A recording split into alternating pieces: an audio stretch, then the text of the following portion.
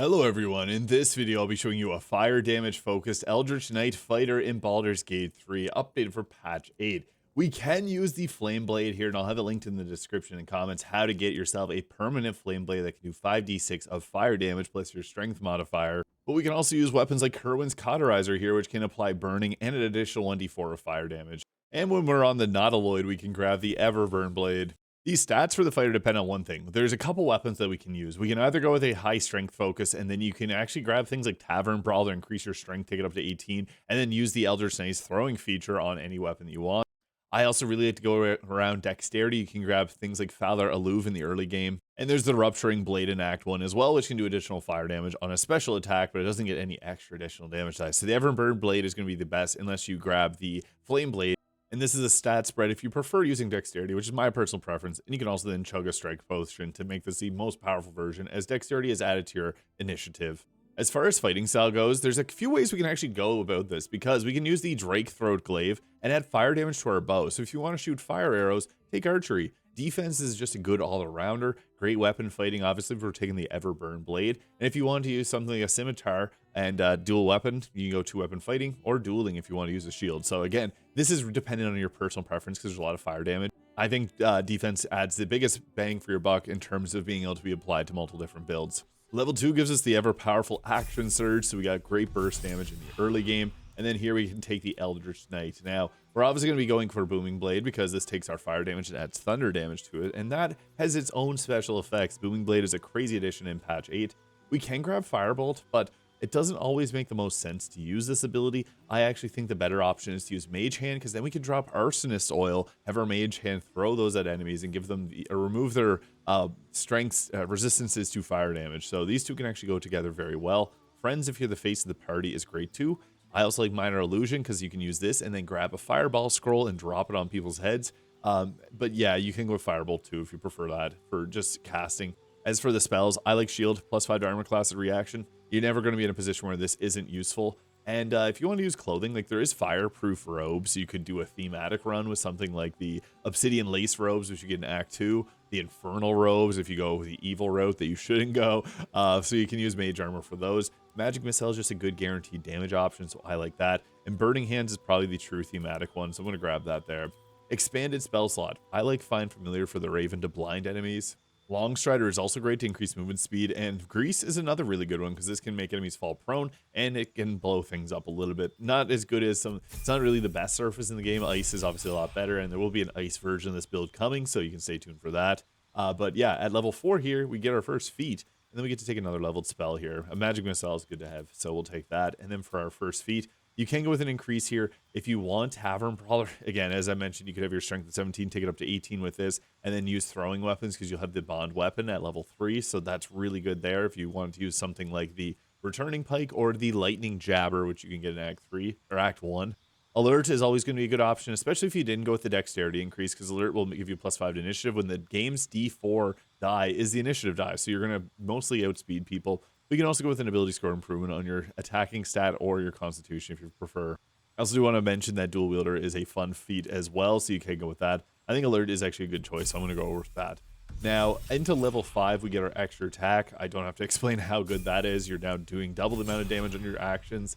At level 6, we get ourselves our second feat here, which is one of the great things with a fighter. I'm going to take Dual Wielder at this point because this allows you to use 2 different fire types weapons, as long as it's not the Everburn Blade, so you can then take a weapon. And what's also nice is mentioned, you can use the Drake Throat Glaive to add fire damage to whatever weapon you want. So this opens you up to use something a little bit more. If there's a weapon in the offhand that adds additional damage or things like that, it opens things up really nice.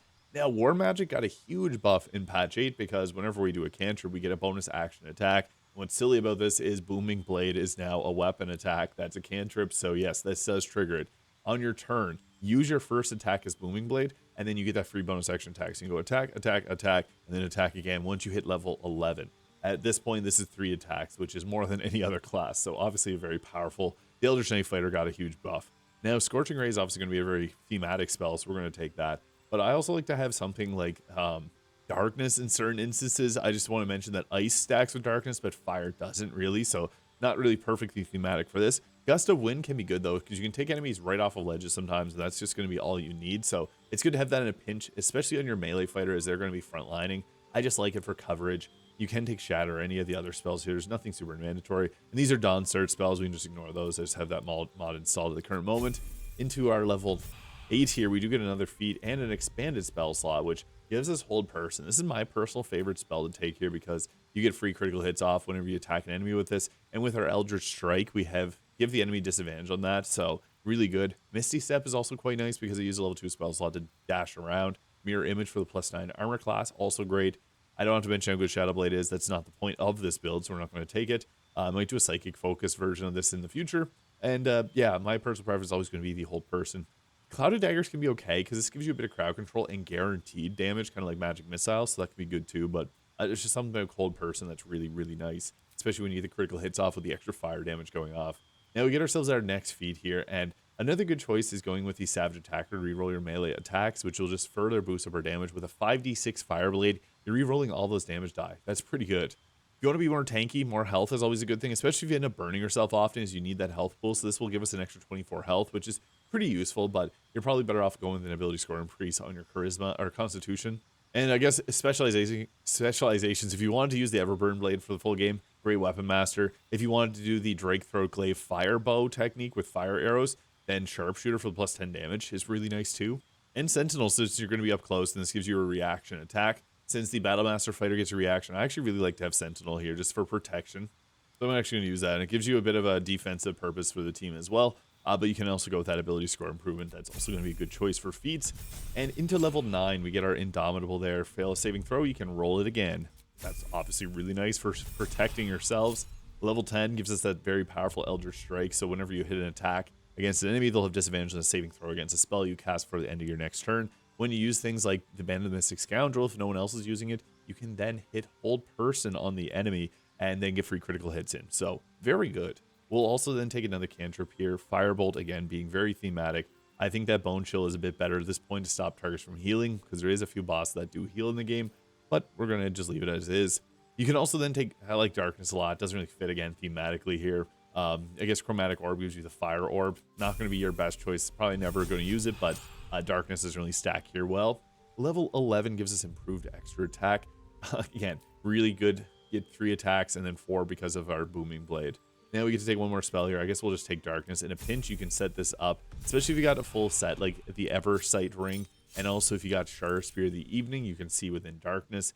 Now we can go with a dip. Now it's kind of fun. You can go Barbarian, because this will give us the Rage ability. Since we aren't going to fully be spell casting much, we can't really rage if we're wearing heavy armor. So that is one thing. You have to use something like the medium armor, agility armor there, or even just go with clothing, because if you have the Constitution Amulet, you're going to have a +6 to your armor class, and then your dexterity modifier as well. So Barbarian can be a fun dip. You don't have to dip to, though. You can also do the Hexblade dip, go Charisma on this if you want to do something a little bit different there. I am just going to keep it with the fighter, though. Just want to mention those there, as a Rage could seem kind of thematic with fire. I guess a very good feat I should mention is the Elemental Adept Fire. There is, as I mentioned, the Mage Hand throwing the Arsonist Oil, and you can just use different elemental damage types, but I guess this is a catch-all, because whenever you spells you cast and attacks you make, ignore resistance to fire damage, and you cannot roll a 1, so we may as well be taking that. The funny thing is, if you have the Flame Blade there, you have to have a hireling that goes, creates it, equip them with an item, dismiss them at Withers, and then go to rehire them again. They're going to have a permanent Flame Blade there again. Video on that is linked. But yeah, you're always going to have your weapons out, which looks pretty funny, but I actually dig it. It's kind of cool. And what's exciting about this, there's actually a cloak that is for fire builds. Now, I really like the Hat of Fire Cutie, since we do have scrolls and we can spellcast. Getting this is really nice, because this is a +10 to our spell save DC. Now, you can also go with the Pyro Quickness hat, because whenever you do fire damage with a leveled spell, so if you cast Burning Hands, you're going to get an additional bonus action. This is great, especially if you have 2 of the Fire Scimitars. This gives you an extra attack, which is kind of a cool synergy. Not going to be the absolute best choice, but now I do want to mention that the true way to get this to work is if you actually cast Flame Blade from a Druid, you can actually attack into a melee attack, and it'll count for the purposes of this spell, and you get the extra bonus action. But since we made them permanent, it doesn't actually count. It's not really a spell attack, unfortunately. I really wish it worked differently. You can also use the Helmet of Grit for the extra bonus action when you dip below 50% health. You can also grab the Circlet of Blasting for the Scorch and Ray. So there's actually a lot of fire-based gear in the game. Well, not all of it's great. I do think the Hat of Fire Cutie is one of the best items in the entire game. We also got the Cinder Moth Cloak there. Whenever a creature that damages the wearer within 2 meters, they'll receive Burning, which gives them 1d4 fire damage. Burning's not really that powerful compared to like the other statuses in the game, but hey, it's something. You don't have to use that, though. Honestly, the Cloak Protection or the Deathstalker Mantle for your Dirge is going to give you a way better return on your investment. But a Flame Cloak is really nice too. Now, there's two versions of this armor. There's the medium and the heavy armor. This one will give you a +2 to your initiative, which is great. The other one's going to give you a +2 to your, or reduce 2 damage every time you get a hit. They both come with the Fire Shield spell, though this one's only the Fire Shield Warm. The other one comes with the cold version of this. This gives you medium armor disadvantage on stealth, though. It's something. But you do get resistance to fire damage, which is kind of cool. Now, I also really like to use, this is one of the few times where the Hellish Glove, or Hellish Armor actually makes sense on here, because this will give you additional resistances to fire damage, cannot be burned. You take 3 less damage, and then you also can apply burned on a target whenever you get hit with a spell. You can also fly with this armor. It's the fire item of choice, but obviously that's a late game item. You don't have to use that. I already mentioned the Infernal Robe and the Obsidian Lace robes if you wanted to use those instead. But yeah, I'm going to go with the Hellish Armor here for this one. Now, we got, I guess, Crater Flesh Gloves here, but the true best would be the Hellish Gloves, because they give a 1d6 fire damage on your attacks. So yeah, that accounts on range attacks as well. It also fits with this armor perfectly. And then we could use the Cinder Shoes here. I guess this is better if you're going to, I guess we'll put the Cloak back on, the Cinder Moth Cloak, and the Cinder Shoes, because whenever you burn an enemy, you gain 2 turns of heat, which we can use for additional fire damage. It hurts us. It's not that good. It's like way worse than lightning charges, but it's something thematic here. So we actually have a full set of fire gear on here. Kind of fun. I really wish the Ring of Elemental Infusion would work properly with this, but it doesn't. You can get Booming Blade damage if you're not in honor mode, but that's not our best choice. It's probably best to go with the Band of the Mystic Scoundrel, because we got the Eldritch Strike and Hold Person. So you can do a melee attack, give disadvantage to the target, and then hit them with the Hold Person. They cannot resist that. Get the free critical hits on your next attack. Boom, stonks. I briefly mentioned Darkness. You don't really want to use it on this build, but if you're in a Shadow with the Shadow Cloaked Ring, that just adds an additional 1d4 of fire damage onto our attacks there, which we're ignoring resistances with. Ring of Arcane Synergy will add our intelligence modifier to our weapon attacks after we do a Booming Blade, which is nice, but not really super high. It's better on a Paladin. There's also the Killer Sweetheart for the free crit. And we could actually go the Radiating Orb way, because we can use the Coruscation Ring whenever we cast spells, or the Callous Glow Ring, which gives 2 points against targets that are illuminated. Radiant being kind of like burning damage. I also like the Caustic Band, because acid burns, because kind of like fire in a sense. But if we were going to go with that, I actually like to go with the Callous Glow Ring for the Radiant damage. So you can see we get that 1d6 fire damage from our Hellish Gloves, which are nice, but this also allows us to then go ahead and apply Radiating Orbs. So if we want to be a general debuffer for the team too, this will apply 2 turns of Radiating Orbs on the enemy whenever we deal radiant damage, which we do because the target's going to be illuminated. So we can kind of do a little bit of everything. If we don't want to do the extra fire damage, we can be a debuffer too. I just like the Hellrider Lombo here because this gives a +3 to initiative. And then with this, we apply Fairy Fire, so kind of fire. There's also the Dark Fire Shortbow, which gives you fire and cold damage resistance, which is probably the true best to go here. I already mentioned the Kerwin's Cauterizer, which gives you additional fire damage.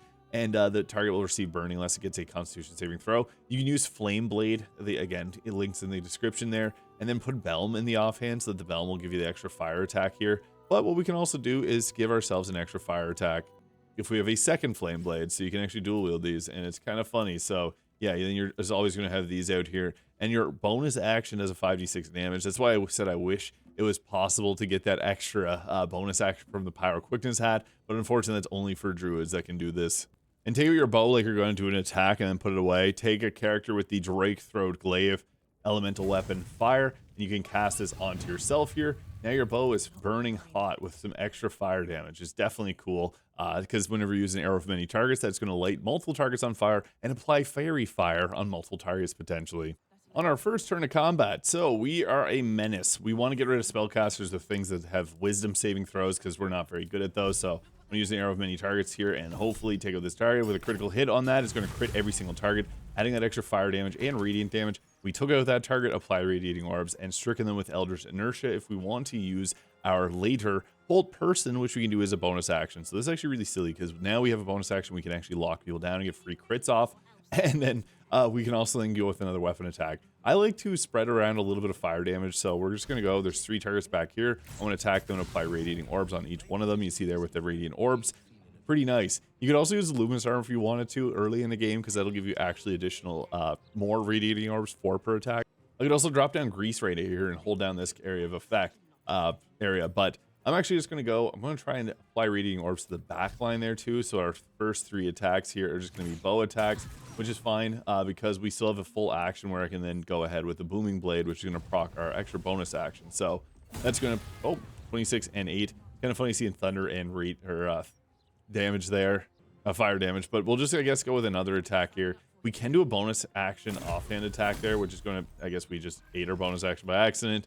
Obviously did a lot of damage there. I would have preferred to use our bonus action on hold person. I forgot to turn off dual wielding, but I guess I'll go after these targets here because they're closest to my friends. I have Sentinel on, so I want to stick close to Shadowheart here. And I guess we'll just pick away with arrows. You can use fire arrows too for a bit more flavor, but shooting these around, they don't do a lot of damage. See, we're only hitting 4 damage with the arrow, but that's more than enough because we're applying radiating orbs, which is protecting our team, as well as getting a little extra fire chip damage in. It's not going to take anybody out, but you're still getting radiating orbs built up on the enemy. So yeah, I'm just going to use Action Surge and spam that there.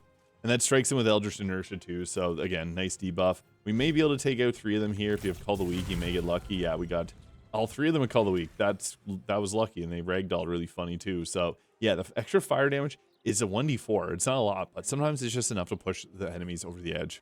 And enemies have missed in their attacks because we threw some radiating orbs out there. So that's one of the best benefits of that, is you are going to be setting up your team for just not taking damage. So even though you're dishing out a ton of damage yourself, we're also kind of a protector role. Now, we don't have Spirit Guardians, obviously, but we don't really need it here. So again, you can turn off the dual wielding whenever you pull out your melee weapons and press the letter R there. Then we'll just go with our main hand attack. I guess Booming Blade. You always use Booming Blade to start because then you get that bonus action attack on top of that. But then we also can then hit hold person. Unfortunately, we don't have any higher level spell slots, but they're all struck with Eldritch Inertia, so 99% hit chance, 91, 99. I'm just going to hit this target here because they're closest, because then we can go up close. And there's a little sneaky interaction you can do here. So we're getting close to them. We're going to use our bow attack. And since we're within 3 meters, we get a free critical hit.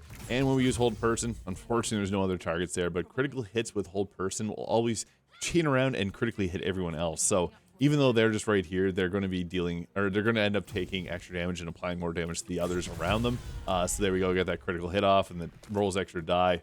What's funny is it's not actually letting us use the action version of hold person right now because we use it for bonus action. But we get dropped down, not the best option. I'm just going to do it anyways. But we got Chromatic Orbs. That's 3d8 fire damage, ignoring resistances. I can't walk over there, so that's why I'm using that other option. But that also applies Radiating Orb, so hey, we got a few stacks of that on the enemy. Scorching Ray would have been a lot better for that, but I just wanted to show that off. The Diet Fireball.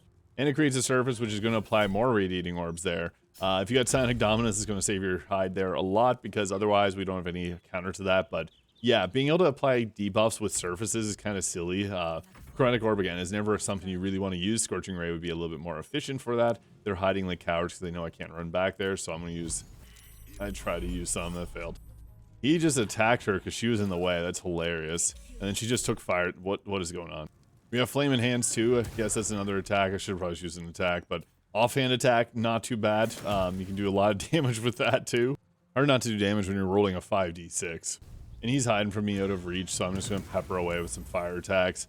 You'll hit it with the fire bolts because that's not something you're often going to do there, but it was enough to take 14 damage on that roll. Pretty good stuff. So yeah, that's a fire damage focused Eldritch Knight. Let me know which type of Eldritch Knight, elemental damage type you'd like to see next. Hit that subscribe button below if you enjoyed. I also have a thunder damage focus of this build already out, so you can also check that out if you're curious. Hope you have a great day, and we'll catch you in the next one.